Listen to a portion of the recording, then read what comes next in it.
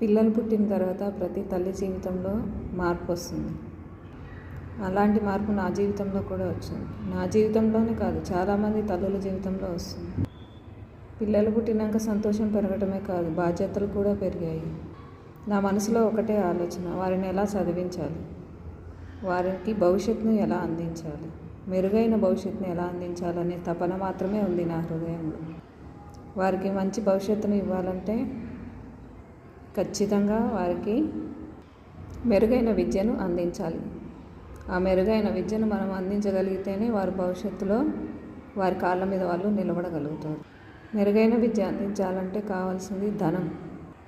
ఆ ధనాన్ని ఎలా సంపాదించాలి? We are middle class family, we don't have money. ప్రతి తల్లి కూడా కష్టపడేది తన పిల్లల భవిష్యత్తు గురించే కదా. పిల్లల భవిష్యత్తు కోసం ఆలోచించని రోజు లేదు, దానికోసం కంటతడి పెట్టని రోజు కూడా లేదు. ప్రతిరోజు ఆందోళనతోనే గడిచిపోయేది. నా పిల్లల కోసం నేను ఎందుకు దృఢంగా నిలబడకూడదు, వారికి నేనెందుకు చేయూతనివ్వకూడదు అని ఆలోచన వచ్చింది. ఆ ఆలోచనకు నా భర్త సహాయం లభించింది, మా పిల్లల ప్రోత్సాహం కూడా లభించింది. ఆ ఆలోచన ఏమిటంటే పిండి వంటలు, అదేనండి మన పిండి వంటలు వ్యాపారాన్ని స్టార్ట్ చేయటం. ఇది కేవలం బిజినెస్ మాత్రమే కాదు, ఇది నా కన్నీళ్లతో నా శ్రమతో నిర్మించినటువంటి సామ్రాజ్యం.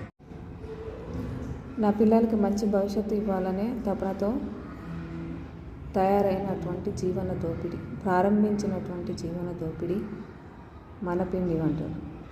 దీనిలోని ప్రతి మురుకు, చేసినటువంటి ప్రతి పదార్థము, ప్రతి డ్రై ఫ్రూట్ లడ్డు కూడా ఇది ఉత్పత్తి కాదు, నా జీవితానికి తిరిగి నిలబడే అడుగుని, ధైర్యాన్ని ఇచ్చింది. మన పిండి వంటలు అంటే కేవలం హోమ్మేడ్ ఫుడ్స్ కాదండి, ఒక తల్లి తన పిల్లల భవిష్యత్తు కోసం, తన ఫ్యామిలీ కోసం రాసుకున్నటువంటి జీవితం కథ. ఇది నా కథ. నా కథ నుండి పుట్టుకొచ్చిందే మన పిండి వంటలు. అలాగా తన పిల్లల కోసం తమ భవిష్యత్తును త్యాగం చేసేటువంటి తల్లులు ఎంతమంది ఉన్నారో కింద కామెంట్ చేయండి. నాలాంటి కథ ఎంతమందికి ఉందో కింద కామెంట్ చేయండి.